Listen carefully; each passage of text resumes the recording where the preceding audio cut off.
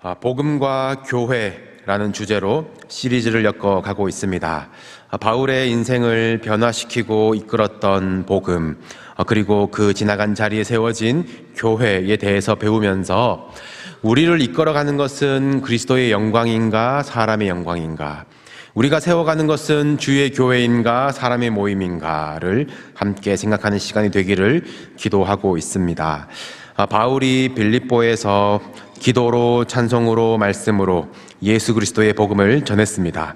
바울은 그렇게 지나갔을지라도 그 뿌려진 씨앗은 자라고 열매를 맺어 빌립보 교회가 되고, 이 10여 년 만에 바울과 편지로 기쁨을 나누었던 것까지 보셨죠. 이 교회가 가진 기쁨은 바울이 옥에 갇힌 상황과 여건에도 빼앗기지 않는 기쁨, 이 복음이 진전되는 기쁨이었습니다. 오늘도 이 기쁨의 편지 빌립보서를 한 번 더 나누시면서 이 복음, 그 기쁜 소식 안에 있는 능력이 우리 교회와 우리 삶을 주장하시기를 주님의 이름으로 축원합니다. 빌립보서의 바울은 이 로마의 옥에 갇힌 상황이라는 것을 기억하시죠. 우리가 사도행전의 줄거리로 다시 돌아가면 보게 되시겠지만, 바울은 3차 전도 여행 후에 사람들이, 제자들이 다 뜯어 말리는데 굳이 예루살렘으로 가고, 또 자신의 로마 시민권 신분으로 해결할 수 있는 일을 굳이 황제에게 상소하는 그 죄수가 되어서 이 죄수의 신분으로 유다에서 로마로 이제 압송됩니다. 내가 로마의 가이사 황제에게 복음을 전하여야 하리라, 그 사명 하나로 바울이 자처한 일이에요. 빌립보에서 억울하게 옥에 갇혔을 때에는 이 깊은 옥에 처박힌 것이 맞지만, 로마에서는 이 로마 황제에게 이 최후 재판을 요청한 그 로마 시민권자의 신분으로 이 상대적으로는 좀 최소한의 권한들은 보장된 메인 몸이 됩니다. 오늘날의 이 가택연금, 이 집에 갇히는 신세라고 보는데요. 이 스스로 그 집을, 셋집을 얻었어야 했고, 그 집을 로마 군인이 지키고, 나갈 수는 없지만 편지는 왕래할 수 있고, 또 손님도 만나고 필요한 물품도 스스로 사서 생활을 해야 했습니다. 그래서 많은 편지를 거기서 썼고, 연보를 받았고, 옥바라지 해준 이 감사한 성도들의 이름들을 편지마다 일일이 기록하고 있는 것이죠. 바울이 로마에 이렇게 갇힌 기간을 2년 이상이라고 추측을 합니다. 바울이 결국 로마 황제 앞에 섰는지 못 섰는지, 사형을 당한 건지 어떻게 된 건지는 성경에 기록되어 있지 않습니다만 의도적으로 열어놓은 결말이죠. 바울이 끝난다고 멈출 복음이 아니거든요. 바울이 전한 복음이 아니고 복음이 이끈 그 바울의 삶, 바울의 삶이 끝나도 다음 주자들, 다음 순교자들이 일어서고 결국 로마 황제가 복음에 굴복하는 역사를 우리는 알고 있습니다. 그래서 바울도 내가 당한 이 일이, 이 매임이 도리어 복음 전파의 진전이 되었다라고 고백을 하는 거예요. 말보다 이 글로 기록되면서 오히려 더 효과적으로 서신서를 통해서 복음이 무엇인지, 구원이 무엇인지, 은혜가 무엇인지, 교회가 무엇인지, 성도의 생활이 무엇인지 오늘날까지 우리가 그 편지를 받아보고 있습니다. 그런데 이 당시에 무슨 페덱스나 UPS가 있는 것도 아니고 이 편지를 전한다라는 것이 여간 어려운 일이겠습니까? 이 편지의 내용들을 보시면 무슨 분쟁을 해결하는 바울의 판결도 있고, 또 헌금도 주고받고 해야 되는데 이 발신자도 수신자도 이 믿을 만한 사람이어야겠지요. 또 그 당시에 주소도 표지판도 없고 말도 다른데 제대로 찾아갈 똑똑한 사람이어야 할 것입니다. 그리고 터키나 그리스로부터 이탈리아, 로마까지 왕복할 수 있는 이 건강함도 필수 요건이죠. 그래서 좀 빌레몬서와 같이 좀 특이한 편지, 이 노예 신분이었던 오네시모가 도망쳐 와가지고 다시 주인이었던 빌레몬에게 오네시모를 돌려보내면서 그 편에 좀 봐줘라, 서로 용서하라 같은 케이스를 빼고 대부분의 편지는 바울이 신뢰하는 최측근들에 의해서 전해지고 배달됩니다. 그 중에 대표적인 인물이 오늘 본문에 등장하는 두 사람, 디모데와 에바브로 디도입니다. 오늘은 이 디모데와 에바브로디도가 어떻게 복음을 전하는 도구, 이 교회를 세워가는 일꾼으로 쓰임 받았는지를 알아보면서 또 복음과 교회의 원리를 또 발견하고자 합니다.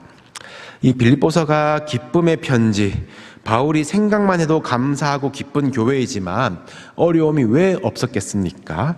당시 교회를 향했던 그런 거짓 가르침과 외적인 핍박은 당연한 것이고, 빌립보 교회 안에 있었던 내적인 갈등은 왜 바울이 옥에 갇혀 있나? 라는 그것 때문에 다투고 시비를 걸었다라는 것이에요. 바울은 그 비방하는 자들에게 저들은 나의 매임에 괴로움을 더하게 할 줄로 생각한다. 그저 바울을 괴롭히려는 그들의 시비를 꿰뚫어 봤습니다. 바울은 이 허영과 다툼, 원망, 시비가 이 사람 안에 본능적으로 있음을 알려주고 너희 안에 그 마음 말고 한 마음을 품어라. 그리스도의 마음을 품어라. 겸손한 마음을 가지라고 권면하는 것이 빌립보서 2장의 내용이지요. 나의 매인 이 수고가 헛되지 아니한다. 나는 기뻐한다. 그리고 너희 무리와 함께 기뻐할 것이다. 현재도 나는 기쁘며 미래에도 교회와 함께 기뻐할 것이다 라고 말하면서 오늘 읽으신 본문으로 들어가는 것이에요. 오늘 본문을 천천히 다시 한번 보시죠. 이 19절을 보시면 띄워주시겠습니까? 빌립보서 2장 19절 오늘 읽은 본문 말씀입니다. 19절을 보시면 내가 디모데를 속히 너희에게 보내기를 주 안에서 바람은 이라고 되어 있습니다. 이 원망과 시비가 없이 하라, 하나님의 흠없는 자녀로 나타나라, 기뻐하고 기뻐할 것이다. 이 목회적인 조치를 위해서 바울이 보내고자 하는 사람이 디모데라는 것이에요. 이 디모데를 보내기를 바라는 이유가 19절 후반부에 나와 있는데 너희의 사정을 알므로 안위를 받으려 함인데, 너희의 사정을 알고 싶다라는 것이 너네 불평 누가 해? 원망 누가 해? 시비 누가 거는 거야? 누구야? 이 치리하려는 것이 아니라 다음 절 20절을 보시면요. 이는 뜻을 같이 하여 너희 사정을 진실이 생각할 자가 이밖에 디모데 밖에는 내게 없음이라 라고 말을 하고 있습니다. 그러니까 디모데는 빌립보 교인들과 뜻을 같이 하여서 한 마음으로 겸손한 마음으로 교회의 사정을 진실이 생각하는 자라는 신뢰를 바울이 가지고 있는 것이죠. 디모데 말고는 21절이죠. 다 자기의 일을 구하는 사람들, 그리스도 예수 일을 구하지 아니한 사람들인데 디모데는 진실하다는 말입니다. 이것이 이 진실함이 하루아침에 되는 것이 아닌가 봐요. 22절을 보시면 디모데의 연단을 너희가 안다. 자식이 아버지 함같이 나와 함께 복음을 위하여 수고하였느니라. 디모데의 인생의 연단을 통하여서 너희 안에 이 마음을 품으라. 곧 그리스도 예수의 마음이니 그 마음이 품어진 디모데, 자기의 일을 구하지 아니하고 그리스도의 일, 복음의 일, 교회를 진실히 생각하는 자라는 것이 디모데를 향한 바울의 추천서입니다. 이 디모데의 연단이 10년이었나 봐요. 10년 전에 바울이 바나바와 갈라서고 동력에 대해서 깊이 고민할 때 만난 인물이 디모데입니다. 바울이 만날 때에는 디모데가 이미 제자, 이 예수를 따르는 신앙을 가졌던 사람이고요. 아버지는 헬라인이고 어머니는 믿는 유대인이라고 기록되어 있습니다. 그리고 바울의 2차 전도 여행의 첫 여정, 우리 그 지난주에 보셨던 빌립보에서부터의 모든 현장, 야외 예배와 또 귀신 들린 여종과 또 깊은 옥의 모든 사건들을 현장을 따라다닌 자가 디모데입니다. 이때가 초반인데 바울의 가장 마지막 서신인 디모데 전후서에 보시면 디모데야, 누구든지 너의 연소함을 업신여기지 못하게 하라, 이 애정 어린 조언을 하는 것으로 봐서 디모데는 연소했다. 바울을 만났을 때부터 빌립보서 때까지의 그 10년 연단에는 더 어렸었다라는 것을 추측할 수 있죠. 바울은 이 가는 곳마다 길게 있지 못하고 쫓겨나듯 도망가듯 떠나야만 했지만 조금 더 길게 남아서 수습하고 정리하고 교회의 기반을 다지고 후발대로 바울을 쫓아간 역할을 디모데가 맡았습니다. 디모데가 잘해서 한 것이 아니에요. 리더십이 있거나 카리스마가 있었던 것과는 거리가 먼 것 같습니다. 디모데에 대한 묘사들을 보시면 뭔가 좀 유약하고 좀 휘둘리는 것 같고 잠잠한 소극적인 스타일이거든요. 이런 성격으로 막 괄괄한 이 부흥사 바울의 뒷수습을 만든다는 것 자체가 연단 아니겠습니까? 바울이 복음을 과감히 선포하고 뿌렸다면 정성껏 심고 물 주고 보듬는 사역, 바울이 왜 도망가는지, 왜 죽일 듯한 미움을 받고 있는 것인지, 옥에 갇히는 것인지, 성도들의 원망과 시비까지 잠재우고 끌어안는 일들을 디모데가 해왔습니다. 디모데가 어떻게 이런 사역들을 묵묵히 감당할 수 있는지 그 비결을 디모데 후서에서 엿볼 수 있는데요. 오늘 조금 길지만 디모데 후서 1장 3절로 8절을 읽으실 텐데, 이 디모데 후서는 바울이 디모데에게 사랑하는 아들 디모데에게 편지하노니 라고 쓴 애정어린 목회 조언입니다. 이 나라고 하는 것은 바울이고 너는 디모데예요. 우리 함께 읽어보시겠습니다. 한 목소리로 다 같이 시작. 내가 밤낮 간구하는 가운데 쉬지 않고 너를 생각하여 청결한 양심으로 조상적부터 섬겨오는 하나님께 감사하고 네 눈물을 생각하여 너 보기를 원함은 내 기쁨이 가득하게 하려 함이니 이는 네 속에 거짓이 없는 믿음이 있음을 생각함이라. 이 믿음은 먼저 네 외조모 로이스와 네 어머니 유닉의 속에 있더니 네 속에도 있는 줄을 확신하노라. 그러므로 내가 나의 안수함으로 네 속에 있는 하나님의 은사를 다시 부릴 듯 하게 하기 위하여 너로 생각하게 하노니 하나님이 우리에게 주신 것은 두려워하는 마음이 아니요 오직 능력과 사랑과 절제하는 마음이니 그러므로 너는 내가 우리 주를 증언함과 또는 주를 위하여 갇힌 자 된 나를 부끄러워하지 말고 오직 하나님의 능력을 따라 복음과 함께 고난을 받으라. 이것이 바울이 디모데에게 전한 조언입니다. 디모데에게 스킬이 있는 것이 아니고 조직을 휘어잡고 이끄는 리더십과 어떤 오르가나이즈하는 재능이 있는 것도 아니고 담대하거나 열정이 있는 기질도 아니었어요. 디모데는 눈물을 흘렸고 두려워했습니다. 다만 바울은 믿어 의심하지 않기는 디모데의 눈물은 예수 그리스도를 위한 눈물이다. 그의 눈물을 생각하면 내가 기쁘다. 우리가 두려울 수 있지만 하나님 우리에게 주신 것은 능력과 사랑과 절제하는 마음이다. 디모데야 고난을 받아라. 그를 연단하고 있습니다. 이것이 하나님이 통과하게 하신 디모데의 연단 아니겠습니까? 그리고 이 연단을 통과하게 한 디모데의 내면의 힘, 은사는 거짓이 없는 믿음이었어요. 방금 읽으신 우리 5절 6절 다시 띄워주시겠습니까? 디모데후서 1장 5절 6절.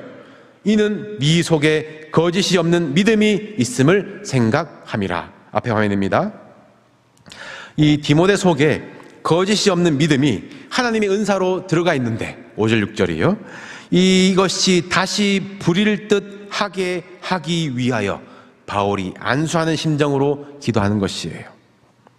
거짓이 없는 믿음이 디모데의 은사이고 교회를 보듬었던 힘입니다. 선포하고 불붙이고 지나갔던 바울과는 달리 거짓이 없는 믿음, 그 진심을 그 교회에 증거하려면 참 신실한 시간이 흘러야 되는 일이죠. 능력과 사랑과 절제하는 마음이 없으면 금세 포기하고 싶은 은사일 것입니다. 그런데 디모데에게 거짓이 없는 믿음, 이 은사는 처음 가보는 길, 어떻게 해야 하는지 모르는 은사가 아니었어요. 방금 9절에서 뭐라고 합니까? 이 믿음은 먼저 너의 외할머니 로이스, 너의 어머니 유닉의 속에 있었다. 그리고 너의 속에도 있다. 내가 확신한다. 먼저 그렇게 거짓 없는 믿음으로 걸어간 사람이 있었기 때문에 디모데는 따라갑니다. 거짓이 없는 믿음이 무엇인지 뒷모습으로 살아낸 부모, 먼저 가는 자, 선생, 선배가 있었기 때문에 이 연단을 돌파한 은사에 이 불이 붙는 것이에요. 그리스도 안에 1만 스승이 있다라고 했습니다. 말로 가르치고 알려준 사람은 세고 셌습니다.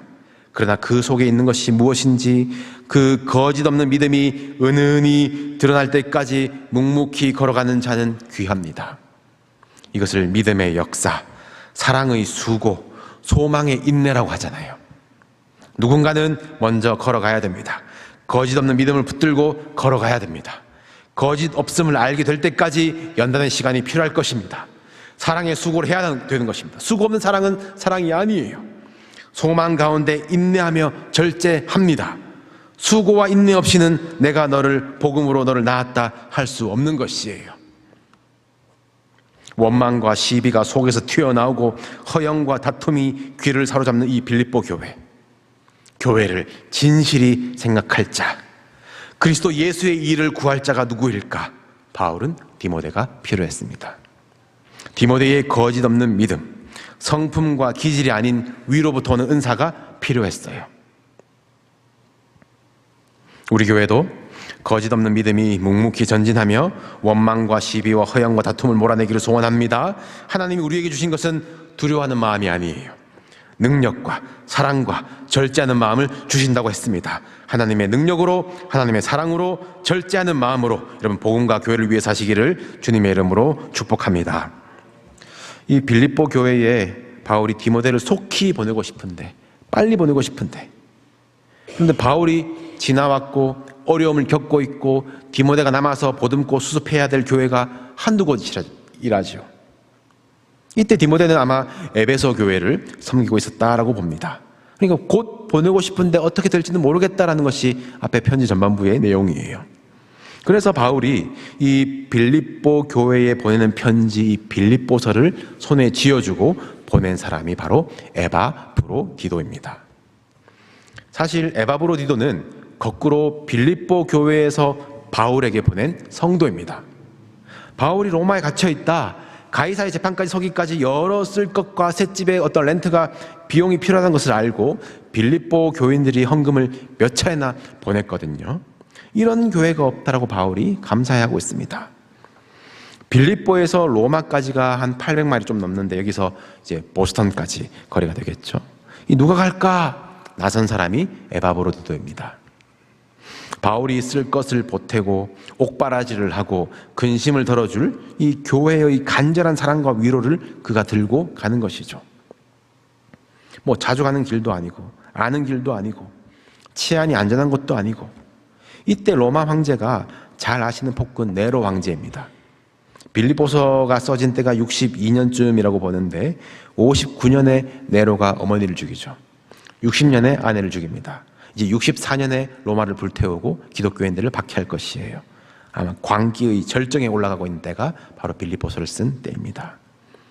로마 제국을 소란하게 한 죄목으로 갇힌 이 죄수 바울의 편에 서는 일이 얼마나 위험한 일이에요. 이 네로라는 또라이는 이 상대를 하면 안 되거든요. 근데 가는 거예요. 에바브로디도가 이 일을 맡아서 바울에게 오긴 왔는데 문제는 오다가 그랬는지 와서 그랬는지 이 에바브로디도가 병들어 죽게 되었습니다. 바울 돌보라고 보내놨더니 오히려 짐만 되고 돈은 돈대로 축내고 어쩌면 그의 임무에 미션에 실패한 것이죠. 이 병들었기 때문에 다시 빌립보로 800마일 돌아갈 자신은 없고 너희 무리 고향교회를 간절히 사모하는데 이 에바브로디도가 병든 것을 빌립보 교회가 들었다는 것을 에바브로디도가 들어요. 미안해서 에바브로디도가 심히 근심했다라고 합니다. 뭐 이 정도 고생했으면 야 내가 얼마나 고생했는지를 아느냐, 이 길 걸어와 봐라, 너도 병난다 할 법한데요. 자기 몸이 제일 중요하게 여길 법한데요.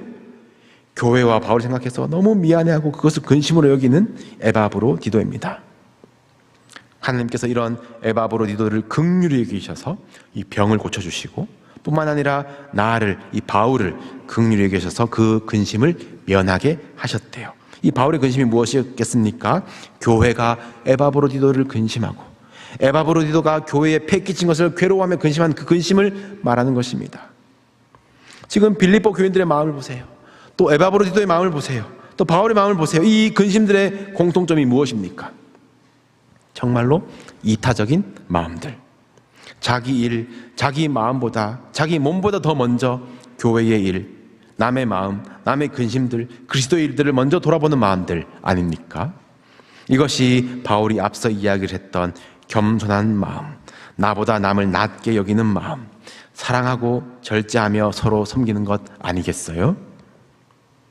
바울은 에바브로디도의 편에 이 편지를 보내면서 내가 더욱 급히 그를 보낸 것은 이라고 말합니다. 보냈다, 너희는 받았다, 이 과거형으로 말하고 있어요. 에바브로디도가 안전하게 건강하게 빌립보에 도착해서 교인들과 함께 이 편지를 읽는 것을 그리고 있습니다. 그 내용 중에 권면하기를 에바브로디도는 실패한 것이 아니다, 손해를 끼친 것이 아니다, 근심의 짐을 지운 것이 아니다, 모든 기쁨으로 그를 영접하라, 이와 같은 자를 존귀히 여기라 라는 것이 오늘 읽으신 본문이에요. 왜냐하면 그 그리스도의 일을 위하여 죽기에 이르러도 자기 목숨을 돌보지 아니한 것이 너희의 부족함을 채웠다라는 겁니다. 모든 섬김 중에 가장 존귀한 섬김을 에바브로디도가 보여주었다는 것이에요. 일의 과정과 손실로 결산으로는 실패한 자일지 모르나 복음 안에서 가장 존귀한 자로 칭찬을 받습니다. 예수님도 이것을 보증하셨습니다. 사람이 친구를 위하여 자기 목숨을 버리면 이보다 더 큰 사랑이 없나니 너희는 곧 나의 친구라 라고 하셨어요. 사랑하는 성도 여러분, 디모데와 같이 거짓 없는 믿음으로 연단의 시간들 가운데도 묵묵히 먼저 가는 자들을 뒤따르며 다른 이들을 위해서 신앙의 발걸음 남겨갈 동력자, 친구, 선배, 선생이 되시기를 축복합니다. 에바브로디도처럼 복음을 위한 일에 나설 수 있는 용기를 가지시고 남을 위해서, 공동체를 위해서 근심하며 나의 목숨을 미라로 드릴 수 있는 존귀한 자가 되시기를 축복합니다. 바울은 에바브로디도 편으로 보내는 편지에서 마지막으로 고백하기를 내게 능력 주시는 자 안에서 내가 모든 것을 할 수 있느니라. 그리고 그 직후의 구절 잘 모르시겠지만 너희가 내 괴로움에 참여하였으니 잘하였도다 라고 고백해요. 여러분, 우리에게 능력 주시는 자는 하나님이신 줄로 믿습니다. 그런데 하나님은 그 능력을 우리들에게 어떻게 주실까요? 하늘에서 떨어질까요? 하나님은 사람들을 통해서 우리에게 주십니다. 바울을 위해서 기도와 간구하는 것으로 능력을 주시고, 바울과 함께 같이 서는 것으로 능력을 주시고, 바울을 돌보고 그의 말을 신뢰하고 함께 근심하는 것으로, 목숨을 걸고 그와 그의 복음의 일에 참여하는 것으로 바울에게 능력을 주세요. 하나님은 이 매여있는 바울이 나는 모든 것을 할 수 있다라는 능력을 사람들을 통해서 부어주셨습니다. 그 대신 가서 전하고, 그 대신 가서 고치고, 그 대신 하나님의 나라를 세워가는 일, 그 힘을 덧입어 바울은 담대히 기록했죠. 내가 그리스도와 그의 부활의 권능과 그 고난에 참여하노라. 내가 표대를 향하여 그리스도 예수 안에서 하나님이 위에서 부르신 부름의 상을 위하여 달려가노라. 바울은 메인자가 아닌 것이에요. 달려가는 자입니다. 넘어진 자를 세우는 디모데와 같은 섬김이 우리 교회 안에, 실패에 좌절하지 아니하고 다시 일어나는 에바브로디도의 그 충성이 우리 교회 안에 거짓 없는 믿음으로 존귀한 섬김으로 증거되기를 소원합니다. 우리를 부르시는 부름의 상을 표대로 삼고 먼저 가며 따라가며 함께 가며 참여하며 그 능력과 사랑과 절제 안에서 우리는 모든 것을 할 수 있는 줄로 믿습니다. 우리 그러한 교회가 되기를 주님의 이름으로 축복합니다.